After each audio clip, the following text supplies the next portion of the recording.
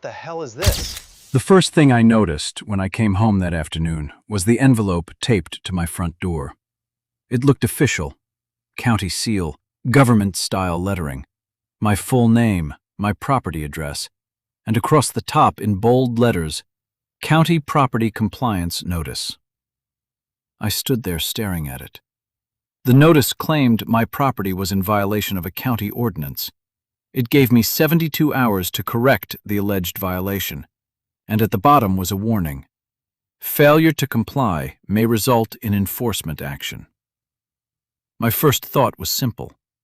What did I supposedly do? Then I noticed something even stranger. At the bottom of the page was a phone number. I pulled out my phone. Before calling it, I decided to look at the notice more carefully. And that's when I noticed something that made my stomach drop. The notice had my property information, but one important detail was wrong. The parcel number. I knew my parcel number because I'd recently refinanced the house. This wasn't a county notice. At least, something wasn't right. So I took a photograph of the entire document, and then I noticed something else. Across the street, Karen was standing near her SUV, watching me. My name is David, and Karen Miller was the president of our HOA. For months, we'd been having disagreements, nothing dramatic at first. She complained about my driveway, then my landscaping, then the small security camera near my garage. Then she claimed I had violated a neighborhood rule because I had left a delivery box beside my front door for a few hours. I always asked the same thing. Show me the rule.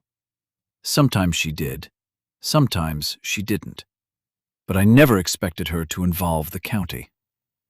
3 weeks before the notice appeared, Karen had confronted me about my backyard shed. She claimed it violated a county setback requirement. I told her the shed had already been inspected before I bought the house. She said, that doesn't matter.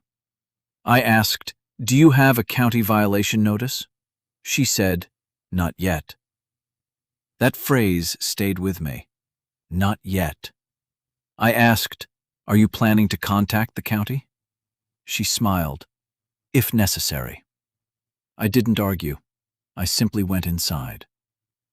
A few days later, Karen emailed me. Your property remains under review. I replied, by whom? She answered, the appropriate authorities. Again, no name, no department, no case number, nothing. I saved the email. At the time, I thought she was simply trying to intimidate me. I didn't realize how far she was willing to go. Then came the envelope. I looked at it again. It had a county-style logo. The wording sounded official. It referenced an alleged violation involving my shed. It demanded corrective action, and it warned that further action could follow. I took another photograph. Then I went inside. I didn't call Karen. I didn't call the number printed on the notice. Instead, I searched for the official county contact information independently. That decision mattered because the number on the notice wasn't the number I found on the county's official website. I called the county property compliance office. A woman answered. I explained that I had received a notice. She asked, what is the case number? I looked at the paper. There isn't one. She asked, what department issued it? I looked again. It just says County Property Compliance. There was a pause. Then she asked, what's your address? I gave it to her. She checked her system. After a few seconds, she said, we don't have an active case at that address. I asked, are you sure? Yes. My stomach tightened.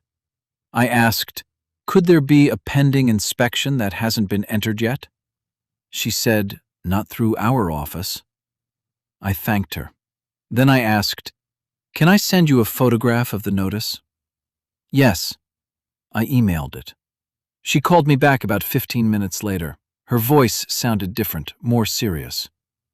Mr. David, this document did not come from our office. I stared at the paper. So it's fake? I can't make a legal determination about who created it, but it is not an official notice from our department." I thanked her. Then I hung up. I walked back outside. Karen was still across the street. She looked at me. I held up the paper. She immediately looked away. That was when I knew this wasn't random. Someone had put that notice on my door. Someone wanted me to believe the county was threatening me, and Karen had been watching my reaction. I called my attorney. I sent him the notice. He told me, "Keep the original." "I will. Don't alter it." "Okay." "Save the photograph." "I already did." "And don't confront the person you suspect." That last part was important, so I didn't. Instead, I started documenting. I checked my doorbell camera. The footage showed Karen walking onto my porch. She was holding an envelope. She looked around, then she taped it to my door. She stepped back, read the front, then walked away. I watched the footage 3 times. There was no question. Karen had personally delivered it. I saved the original video. Then I backed it up. The next morning, I emailed Karen. I wrote, "Karen, I received a document claiming to be from the county. Can you explain why this was placed on my door?" She replied within minutes. "I suggest you take the county notice seriously." I stared at the message. I replied, "Did the county issue it?" Her response, "You should contact the authorities." I asked, "Which authority?" No response. That was enough. 2 days later, a county inspector actually arrived at my house. His name was Mark Reynolds. He introduced himself. "I'm here regarding the notice." I showed him the paper. He looked at it. His expression changed. "Where did you get this?" "It was taped to my door." He examined it carefully. "This isn't ours." I told him what had happened. He asked, "Do you have the original?" "Yes." I brought it outside. He studied it, then he looked at me. "This uses county language and a logo, but this isn't how our notices are issued." I asked, "So there is no violation?" "Not from our department." He then asked, "Who gave you this?" I pointed toward the security camera. My camera recorded Karen placing it on my door. Mark looked toward the camera, then back at the paper. His expression became extremely serious.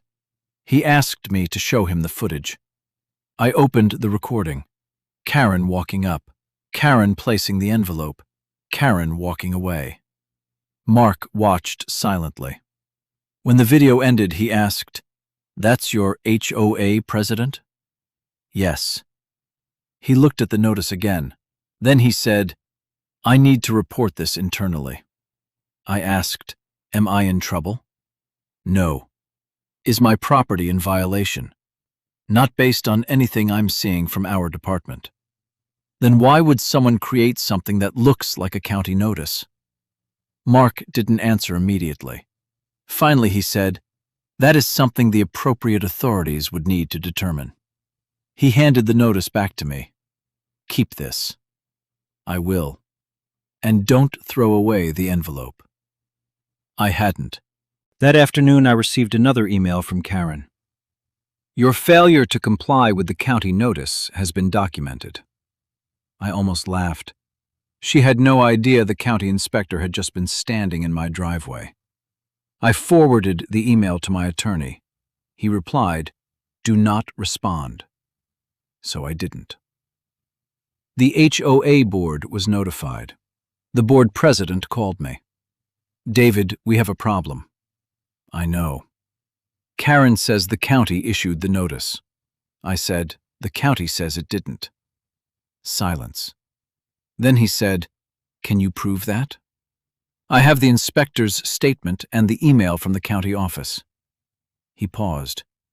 "Do you have the camera footage?" "Yes." "Please send it to me." I did. That evening, the board scheduled an emergency meeting. Karen arrived with a folder. She looked confident. She told everyone, "I was trying to help the neighborhood." The board president asked, "Did you place the notice on David's door?" "Yes." "Did you create the notice?" Karen hesitated. "I prepared it based on county requirements." The room became quiet. The attorney asked, "Was it issued by the county?" Karen said, "It reflected county standards." The attorney repeated, "Was it issued by the county?" Karen didn't answer. "I placed the original notice on the table. Then I placed the county email beside it. Then I showed the board the security camera footage. Karen walking up, Karen placing the envelope, Karen leaving." No one said anything. Finally, the board president looked at Karen. "Why did you make it look like a county notice?"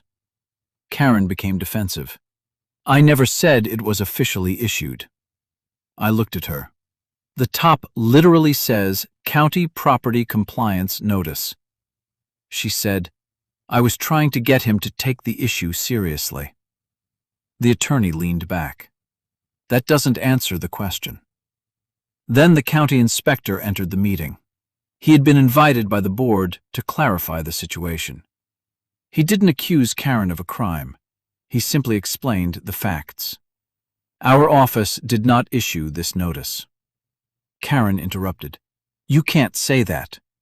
Mark calmly replied, "I can say whether our office issued a document." He pointed toward the notice. "We didn't." Karen became silent. Mark continued, "Our notices contain identifying information, case references, and specific department information. This document doesn't match our records." The board attorney asked, "Was David's property under county enforcement?" "No." "Was an inspection scheduled?" "No." "Was a violation case opened?" "No." The room became completely silent. Then Mark looked toward Karen. "Why did you represent this as a county notice?" Karen stared at the table. She didn't answer. The board president asked Karen one final question. "Did you contact the county before creating this?" Karen said, "I spoke with someone." "Who?" She couldn't remember the name. "When?" She couldn't remember. "What department?" She didn't know. The attorney looked at the board president. "That answer's enough." The board voted to suspend Karen's enforcement authority while the matter was reviewed. Karen was furious. "This is ridiculous." The board president replied, "No. What's ridiculous is using government-style paperwork to pressure a homeowner." Karen stood up. "You're all turning against me." Nobody responded. The next week, the county sent a written confirmation that there was no county enforcement case against my property. The HOA withdrew the supposed violation. The shed remained exactly where it had been. No fine, no county case, no inspection order, nothing. The entire threat had existed only on paper. A paper Karen had placed on my door. But the biggest consequence wasn't the notice itself. It was what happened afterward. Several homeowners started reviewing old notices they had received from Karen. One homeowner brought out a letter claiming to be related to a municipal landscaping requirement.